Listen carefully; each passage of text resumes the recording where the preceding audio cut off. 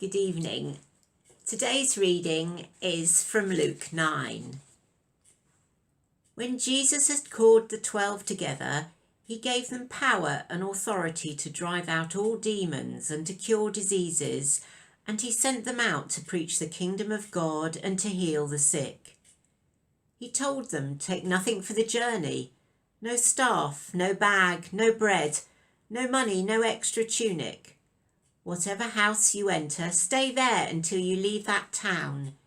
If people do not welcome you, shake the dust off your feet when you leave their town as a testimony against them."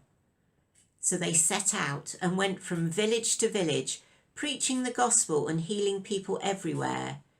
Now Herod, the Tetrarch, heard about all that was going on, and he was perplexed, because some were saying that John had been raised from the dead, others that Elijah had appeared, and still others that one of the prophets of long ago had come back to life.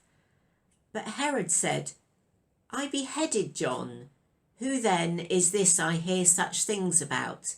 And he tried to see him.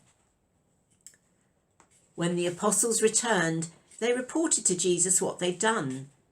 Then he took them with him, and they withdrew by themselves to a town called Bethsaida. But the crowd learned about it and followed him. He welcomed them and spoke to them about the kingdom of God and healed those who needed healing.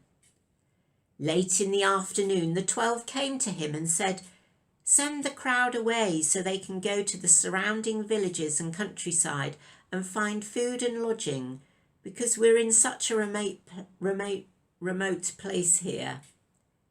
He replied, "You give them something to eat." The disciples answered, "We only have 5 loaves of bread and 2 fish, unless we go and buy food for all this crowd," and there was about 5,000 men in all. But he said to the disciples, "Have them sit down in groups of about 50. The disciples did this, and everybody sat down. Taking the fish and the 5 loaves, and looking up to heaven, Jesus gave thanks and broke them. Then he gave them to the disciples to set before the people. They all ate and were satisfied, and the disciples picked up 12 basketfuls of broken pieces that were left over. Once, when Jesus was praying in private and his disciples were with him, he asked them, "Who do the crowd say I am?"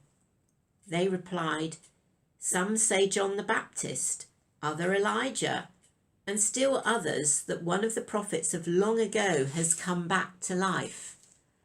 "But what about you?" he asked. "Who do you say I am?" Peter answered, "Christ of God." Jesus strictly warned them not to tell this to anyone, and he said, "The Son of Man must suffer many things and be rejected by the elders, the chief priests and teachers of the law, and he must be killed and on the 3rd day be raised to life." Then he said to them all, "If anyone would come after me, he must deny himself and take up his cross daily and follow me. For whoever wants to save his life will lose it, but whoever loses his life for me will save it. What good is it for a man to gain the whole world and yet lose or forfeit his very self?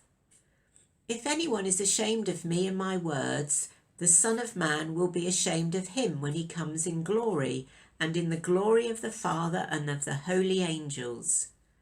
I tell you the truth, some who are standing here will not taste death before they see the kingdom of God."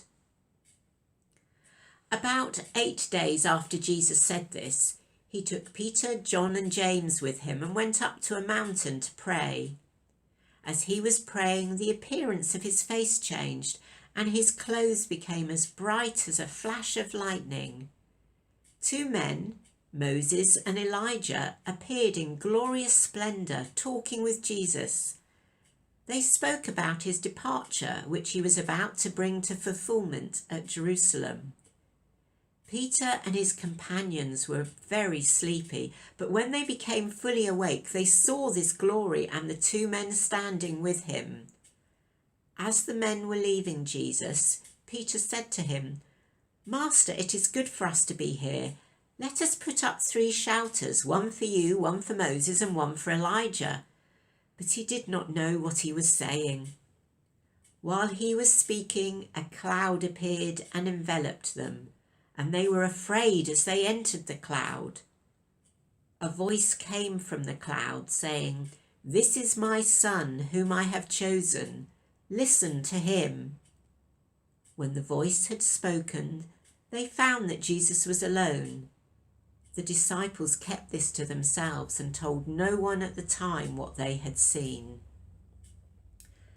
The next day, when they came down from the mountain, a large crowd met him.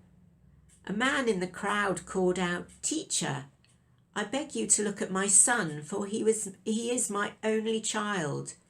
A spirit seizes him and he suddenly screams. It throws him into convulsions so that he foams at the mouth. It scarcely ever leaves him and it's destroying him. I begged your disciples to drive it out, but they couldn't." "O unbelieving and perverse generation," Jesus replied, "how long shall I stay with you and put up with you? Bring your son here." Even while the boy was coming, the demon threw him to the ground in a convulsion. But Jesus rebuked the evil spirit, healed the boy, and gave him back to his father. And they were all amazed at the greatness of God. While everyone was marvelling at all that Jesus did, he said to his disciples, "Listen carefully to what I'm about to tell you. The Son of Man is going to be betrayed into the hands of men." But they didn't understand what this meant. It was hidden from them so that they did not grasp it, and they were afraid to ask him about it. An argument then started among the disciples as to which of them would be the greatest.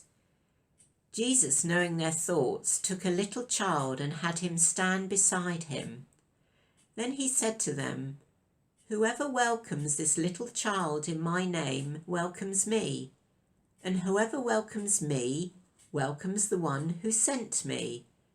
For he who is least amongst you all, he is the greatest." "Master," said John, "we saw a man driving out demons in your name, and we tried to stop him because he is not one of us." "Do not stop him," Jesus said, "for whoever is not against you is for you." As the time approached for him to be taken up to heaven, Jesus resolutely set out for Jerusalem, and he sent messengers on ahead who went into a Samaritan village to get things ready for him. But the people there did not welcome him because he was heading for Jerusalem. When the disciples James and John saw this, they asked, "Lord, do you want us to call fire down from heaven to destroy them?" But Jesus turned and rebuked them, and they went on to another village. As they were walking along the road, a man said to him, "I will follow you wherever you go." Jesus replied, "Foxes have holes and birds of the air have nests, but the Son of Man has no place to lay his head." He said to another man, "Follow me." But the man replied, "Lord, first let me go and bury my father." Jesus said to him, "Let the dead bury their own dead, but you go and proclaim the kingdom of God." Still another said, "I will follow you, Lord, but first let me go back and say goodbye to my family." Jesus replied, "No one who puts his hand to the plough and looks back is fit for service in the kingdom of God." This is the word of the Lord. Thanks be to God. We look forward to seeing you tomorrow for the next instalment. Good night.